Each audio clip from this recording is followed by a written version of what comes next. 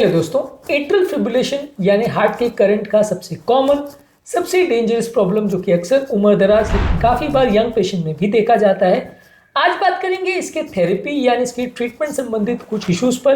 कि इसमें ट्रीटमेंट कब तक देना चाहिए, इसमें क्या स्पेसिफिक इश्यूज हैं और एट्रियल फिब्रिलेशन वाले पेशेंट्स में इसके रिलेटेड क्या इंपॉर्टेंट प्रिकॉशंस है, किस पेशेंट्स को लाइफ टाइम थेरेपी की जरूरत पड़ेगी और किस पेशेंट्स को शॉर्ट ड्यूरेशन, ये सारी चीज़ों पर हम बात करेंगे। आज का टॉपिक है issues regarding duration of therapy in atrial fibrillation.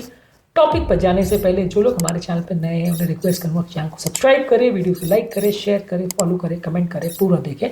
Topic important है, इसे एंड तक देखिएगा। चलिए शुरू करते हैं इंपॉर्टेंट वीडियो।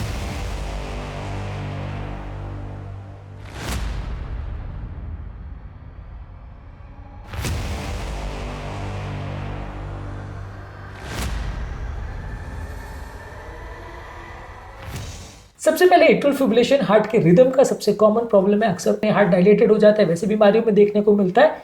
वाल्व की प्रॉब्लम या हार्ट के छेद की प्रॉब्लम की जो बीमारी है उसमें देखने को मिलता है। इस तरह के पेशेंट्स में यूजुअली हार्ट जो है कई बार वाइब्रेट करने लगता है, यानी जो प्रॉपर हर करंट के साथ बीट के साथ हार्ट को धड़कना चाहिए, कॉन्ट्रैक्ट करना चाहिए, वो करने के बदले वो एक तरह से वाइब्रेट करने में लग जाता है, जिसकी वजह से एट्रियल फिब्रिलेशन वाले पेशेंट्स में हमें मेडिसिन या दवाई देनी पड़ती है। लेकिन इसमें इशू आता है कि दवा कब तक देनी है, खासकर जो खून पतला करने की दवा है और खासकर जो गति कंट्रोल करने की दवा है, क्योंकि एट्रियल फिब्रिलेशन की जो ये दवाइयाँ दी जाती है इनके सिग्निफिकेंट साइड इफेक्ट्स होते हैं। खासकर खून पतला करने की दवा जो कि अक्सर अगर दी जाती है तो पेशेंट को सिग्निफिकेंट रिस्क रहता है कि ये दवाओं के साइड इफेक्ट से ब्लीडिंग हो सकता है। जैसे जैसे व्यक्ति की उम्र बढ़ते जाती है ये ब्लीडिंग का रिस्क भी बढ़ते जाता है। ये सारी चीज़ों को ध्यान में रखते हुए एट्रियल फिब्रिलेशन की दवा आप चाहोगे कि बहुत लंबे समय तक ना चलती रहे, तो क्या डिसीजन है या क्या क्राइटेरिया जिसके बेस पर डिसाइड होगा कि व्यक्ति को दवा कितने टाइम तक चलेगी। सबसे पहले इसमें क्लासिफिकेशन इंपॉर्टेंट है कि एट्रियल फिब्रिलेशन 3 तरीके का होता है: paroxysmal atrial fibrillation, persistent atrial fibrillation और permanent atrial fibrillation. Paroxysmal atrial fibrillation यानी 7 दिन तक एट्रियल फिब्रिलेशन आता है और अपने आप चला जाता है, इन्हें धड़कन का प्रॉब्लम होता है किसी कारणवश और थेरेपी के बाद या कई बार बगैर थेरेपी से वो अपने आप चला जाता है।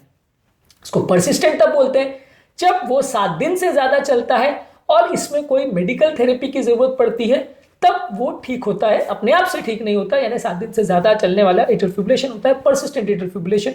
परमानेंट तब बोलते हैं जब ये एट्रियल फिब्रिलेशन लाइफ टाइम चलता है और इसमें थेरेपी के बाद ठीक हो सकता है, लेकिन काफी केस में थेरेपी के बाद भी ठीक नहीं होता और जिंदगी भर चलता है, तब इसको हम परमानेंट एट्रियल फिब्रिलेशन बोलते हैं।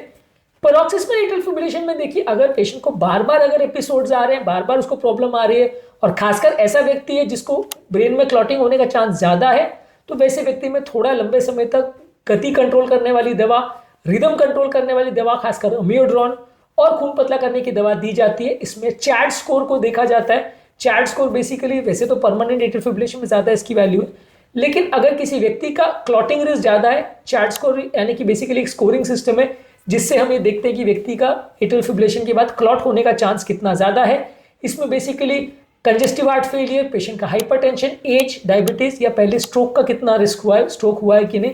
ये स्कोरिंग सिस्टम के बेस पर हम पेशेंट को पॉइंट्स देते हैं और उसके बेस पर डिसाइड करते हैं कि उसको खून पतला करने की दवा देने की आवश्यकता है या नहीं। तो अगर किसी व्यक्ति को अगर क्लॉटिंग रिस्क बहुत ज्यादा है तो वहां पे हम खून पतला करने की दवा इनिशिएट करेंगे। खासकर अगर पहले व्यक्ति को कई बार अगर प्रॉक्सिमल एट्रियल फिब्रिलेशन में एक बार स्ट्रोक हो गया है तो देना ही पड़ेगा, क्योंकि स्ट्रोक को इस स्कोरिंग में 2 पॉइंट दिया जाता है और अगर पॉइंट ज्यादा है तो डेफिनेटली हमको देना पड़ेगा। अगर कोई पेशेंट ऐसा है जिसमें ब्लीडिंग रिस्क ज्यादा है, यानी कि हमने अगर दवा दिया तो भले स्ट्रोक नहीं हो रहा लेकिन ब्लीडिंग से पेशेंट को दिक्कत हो रही है, पहले भी एक आध बार ब्लीडिंग हो चुकी है, इसको हम हैश ब्लड स्कोर करके एक दूसरा स्कोरिंग सिस्टम होता है उससे कैलकुलेट करते हैं कि पेशेंट को ब्लीडिंग होने का कितना चांस है दवा देने के बाद। तो अगर ब्लीडिंग का रिस्क ज्यादा है तो हम दवा अवॉइड करते हैं। तो हर पेशेंट में हमको इंडिविजुअलाइज डिसीजन लेना पड़ेगा कि दवा लंबे समय तक देनी है या नहीं।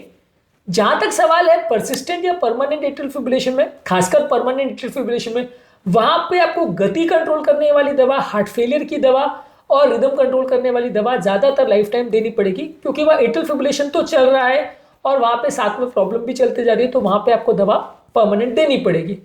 ऐसे पेशेंट्स में परमानेंट एट्रियल फिब्रिलेशन में अगर खासकर चैड स्कोर ज्यादा है तो खून पतला करने की दवा भी लाइफ टाइम देनी पड़ेगी। अगर हैश ब्लड स्कोर ज्यादा है या ब्लीडिंग उसका रिस्क ज्यादा है तो वैसे केस में हम कई बार ऐसे लोग को कम डोज में दवा देते हैं या कई बार खून पतला करने के एंटी कोएगुलेंट दवा जैसे वारफरिन, एसिट्रोम या अपिक्साबैन, रिडॉक्साबैन, इडॉक्साबैन, डाबिगैट्रेन, ये जो दवाई होती है खून पतला करने की, इसके बदले हम एंटी प्लेटलेट दवा जैसे एस्पिरिन, क्लोपिडोग्रेल कई बार देते हैं, जो कि कंपैरेटिवली कम पोटेंट यानी कम इफेक्टिव और ब्लीडिंग भी कम करती है, वो दवा कई बार रिप्लेसमेंट में देते हैं। पर ज्यादातर अगर किसी व्यक्ति को अगर परमानेंट एट्रियल फिब्रिलेशन है तो मान के चलिए उसकी थेरेपी लाइफ टाइम चलेगी। हमें कंटिन्यू सर्वेलेंस करते रहना पड़ेगा और पेशेंट को ज्यादातर एटलीस्ट रिदम की दवा, खून पतला करने की दवा और रेट कंट्रोल करने की दवा, ये सारी दवा लाइफ टाइम चलेगी। खून पतला करने की दवा का केस टू केस डिसीजन लेना पड़ेगा कि हाँ इसमें दवा देने से फायदा क्या है, नुकसान क्या है। एक तराजू में रख के उसको एक तरह से तोलना पड़ेगा कि ब्लीडिंग का रिस्क ज्यादा है कि क्लॉटिंग का रिस्क ज्यादा है। यदि ब्लीडिंग का रिस्क ज्यादा है तो आप या तो दवा नहीं दोगे या कम डोज में दोगे या दूसरी तरह की दवा दोगे। यदि क्लॉटिंग का रिस्क ज्यादा है यानी लकवा क्लॉटिंग की वजह से या इस तरह का प्रॉब्लम होने का चांस ज्यादा है, खून का थक्का बनने का चांस ज्यादा है, तो वहां पे आप उसको डेफिनेटली दवा दोगे। इसके लिए चार्ट स्कोर जो कि क्लॉटिंग असेस करता है और हैसब्लेड स्कोर जो कि ब्लीडिंग असेस करता है, ये इंपॉर्टेंट स्कोरिंग सिस्टम से हम असेस करते हैं कि पेशेंट को दवा की जरूरत है कि नहीं, कितने टाइम तक दवा की जरूरत है, ये स्कोरिंग सिस्टम से हम असेस करते हैं। और ओवरऑल पेशेंट की पहले क्या हिस्ट्री रही है, पहले कभी ब्लीडिंग या क्लॉटिंग हुआ है कि नहीं, उसके हिसाब से असेस करते हैं। ज्यादातर अगर पेशेंट का मान लीजिए थेरेपी हो गया, मान लीजिए पेशेंट का अगर आपने 3D मैपिंग करके अब्लेशन कर दिया और एट्रियल फिब्रिलेशन उसके बाद नहीं होता है, तो वैसे में काफी केसेस में आप दवाओं को बंद कर सकते हैं। खासकर अगर पिछले साल 6 महीने तक पेशेंट को कोई भी एपिसोड नहीं हुआ हो, वापिस एट्रियल फिब्रिलेशन पलट के ना आया हो और जिस कारण से एट्रियल फिब्रिलेशन अगर हुआ था वो आपने अगर करेक्ट कर दिया, तो वैसे केसेस में आप थेरेपी को कम या बंद कर सकते हैं। पर अगर एट्रियल फिब्रिलेशन बंद नहीं हो पाता और उसका अगर ट्रीटमेंट के बावजूद भी उसका प्रॉब्लम चालू रहता है, तो वैसे केस में अक्सर आपको दवाई देते रहना पड़ता है। अगर किसी व्यक्ति को आपने एट्रियल फिब्रिलेशन के बाद शॉक करके इंजेक्शन द्वारा या किसी और टेक्निक से रिदम को नॉर्मलाइज कर दिया, तो उसके बाद कोशिश किया जाता है कि खून पतला करने की दवा एटलीस्ट 4 हफ्ते तक देते रहें। यूजली एट्रियल फिब्रिलेशन वाले पेशेंट में खासकर अगर उसका क्लॉटिंग रिस्क ज्यादा है तो एटलीस्ट 1 महीने तक उसको खून पतला करने की दवा देते हैं। परमानेंट एट्रियल फिब्रिलेशन है तो उसमें आप उसको लंबे समय तक दवा देते रहेंगे। और अगर किसी रिवर्सिबल कॉज की वजह से एट्रियल फिब्रिलेशन हुआ है, जैसे रिसेंटली किसी सर्जरी की वजह से या किसी इन्फेक्शन की वजह से एट्रियल फिब्रिलेशन हुआ है, तो वहां पे हम वो इवेंट होने के और उसके ठीक होने के 1 से 1.5 महीने तक खून पतला करने की दवा देते हैं। उम्र दराज पेशेंट्स में अक्सर ज्यादा सावधानी रखनी पड़ती है कि उनमें ब्लीडिंग रिस्क ज्यादा होता है, तो इस तरह से पेशेंट में हम कई बार लो डोज दवाई देते हैं या कम पावरफुल दवाई देते हैं ताकि इस तरह के लोगों को ब्लीडिंग ना हो। एक और इंपॉर्टेंट कंसिडरेशन है कि मान लीजिए एट्रियल फिब्रिलेशन में एक लेफ्ट एट्रियल अपेंडेज करके स्ट्रक्चर होता है, जो कि हार्ट का जो लेफ्ट साइड का चेंबर होता है उसमें एक तरह से पॉकेट होता है, इसको लेफ्ट एट्रियल अपेंडेज बोलते हैं। इसमें कई बार पॉकेट में क्योंकि बिल्कुल कॉन्ट्रैक्शन नहीं होता तो कचरा जम जाता है, क्लॉट बन जाता है और यहाँ से कई बार क्लॉट निकल के ब्रेन में जाता है। अगर किसी व्यक्ति को ऐसा प्रॉब्लम है कि उसको खून पतला करने की दवा नहीं दिया जा सकता, ब्लीडिंग बार बार हो रही है और उसको क्लॉटिंग को हमको रोकना है, लकवा पहले हो चुका है, तो ये अपेंडेज वाला जो स्ट्रक्चर है जो बेसिकली एक पॉकेट होता है, इसका मुंह को हम बंद कर देते हैं एक सर्जरी द्वारा, जिसे left atrial appendage closure surgery बोलते हैं, या एक डिवाइस द्वारा जिसमें एक बटन जैसा डिवाइस जिसे वॉचमैन डिवाइस बोलते हैं, लेफ्ट एट्रियल अपेंडेज को क्लोज करने के लिए इसको यूज करते हैं। तो इसको क्लोज करने के बाद कभी कभार हम खून पतला करने की दवा की इंटेंसिटी को कम कर सकते हैं या बंद भी कर सकते हैं। और इस तरह के पेशेंट को हम एंटीकोएगुलेंट जो कि ज्यादा स्ट्रॉन्ग और ज्यादा इफेक्टिव दवा होती है उसको बंद करके हम लाइफ टाइम पेशेंट को खून पतला करने की जो दूसरी कैटेगरी की दवा है जिसे एंटीप्लेटलेट बोलते हैं यानी एस्पिरिन या क्लोपिडोग्रेल, ये दवा दे सकते हैं। लेकिन ये केसेस में हर केस में आपको डिसाइड करना पड़ता है, केस टू केस वेरिएशन हो सकते हैं, क्योंकि कभी कभार अगर पेशेंट को एट्रियल अपेंडेज क्लोज करने के बाद भी अगर क्लॉटिंग रिस्क ज्यादा होता है तो कभी कभार हमको फिर भी दवा देनी पड़ती है। कितना ब्लीडिंग रिस्क है वर्सेस कितना क्लॉटिंग रिस्क है, इसको नाप तोल करके यहाँ पे भी डिसाइड करना पड़ता है। पर यह भी एक अलग सबसेट है जहां पे अगर आप दवा नहीं देना चाहते हो तो वहां पे आप अपेंडेज को क्लोज करके रिस्क को, क्लॉटिंग के यानी स्ट्रोक बनने के रिस्क को सिग्निफिकेंटली आप कम कर देते हो और इसके बाद आप कोई केसेस में दवा बंद कर सकते हैं, लेकिन हर केस में बंद हो जाएगा ऐसा जरूरी नहीं है। तो आज के टॉपिक में हमने बात करी कि duration of therapy atrial fibrillation वाले पेशेंट में, खासकर जो ब्लड थिनिंग मेडिकेशंस की, उसका क्या होता है। बेसिकली ये समझने की जरूरत है कि ये duration of therapy case to case अलग अलग होता है। हर पेशेंट में इसके अलग अलग पैमाने होते हैं जिसके बेसिस पर डिसाइड किया जाता है कि इस पर्टिकुलर व्यक्ति को ये दवा कितने टाइम तक दी जाएगी। और कई बार डॉक्टर जो ट्रीट कर रहा है उसके इंडिविजुअलाइज जजमेंट पर या उसका क्या निर्णय है उसके बेसिस पे भी ट्रीटमेंट स्ट्रैटेजी चेंज की जा सकती है।